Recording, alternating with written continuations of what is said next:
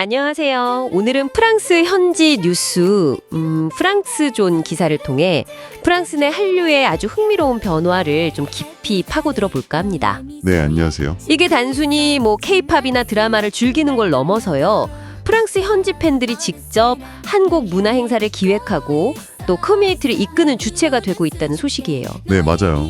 이건 정말 주목할 만한 현상이죠. 그렇죠. 마치 여러분이 뭔가를 좋아하다 못해 직접 만들고 나서는 약간 그런 느낌이랄까요? 이 놀라운 변화 한번 같이 살펴보시죠. 좋습니다. 이게 예전에는 보통 한국문화원이나 한인회가 주도를 했다면 이제는 그게 아니라는 거죠.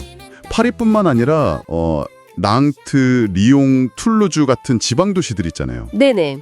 심지어는 정말 작은 마을에서까지 프랑스 분들이 스스로 자발적으로 한국 문화 행사를 만들고 있다는 점, 이게 핵심입니다. 아, 자발성이요? 네, 단순한 유행을 넘어서 문화 수용자가 능동적인 전파자로 변모하는 그런 한류의 독특한 진화 방식이라고 할 수 있을 것 같아요. 와, 그 현상을 좀 구체적인 예를 들어보면 더 와닿을 것 같은데요.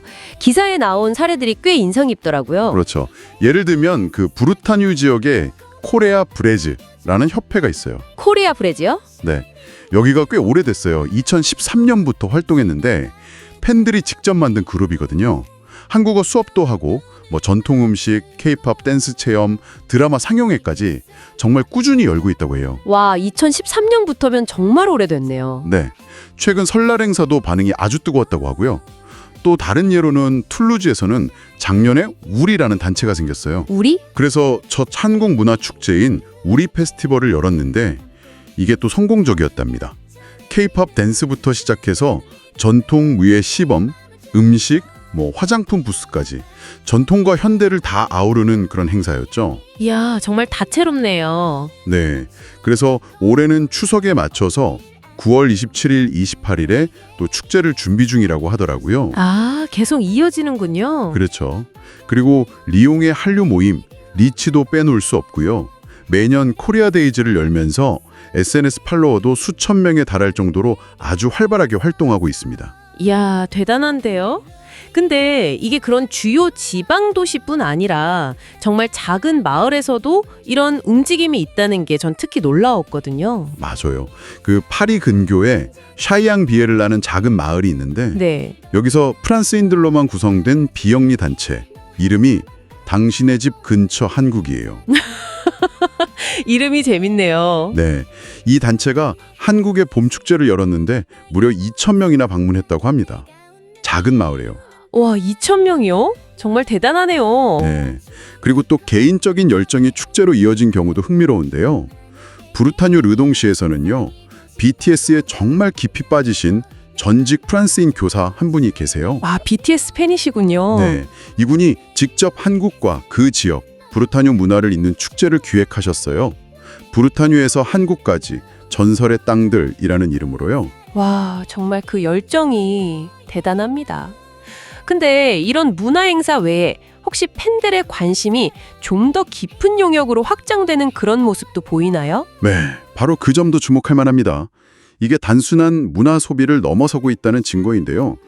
브레스트라는 도시의 한 시민교육단체에서요, 최근에 토론회를 열었어요. 토론회요? 어떤 주제로요?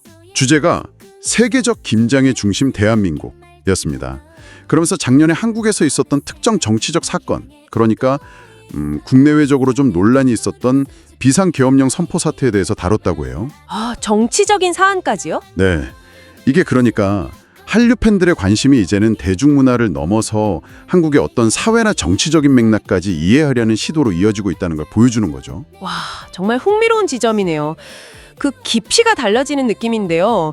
기사 보니까 2023년 기준으로 전 세계 한류 동호인 수가 2억 2,500만 명이라고 하더라고요. 네, 엄청난 숫자죠. 프랑스 내 정확한 통계는 없다고 해도 지금 말씀하신 이런 활발한 활동들을 보면 유럽 내 팬덤 규모가 정말 상당하다는 걸 짐작할 수 있겠어요. 그렇죠. 그리고 중요한 건 이 프랑스 팬들이 이제 더 이상 그냥 컨텐츠를 받아들이기만 하는 수동적인 소비자가 아니라는 거잖아요. 정확합니다.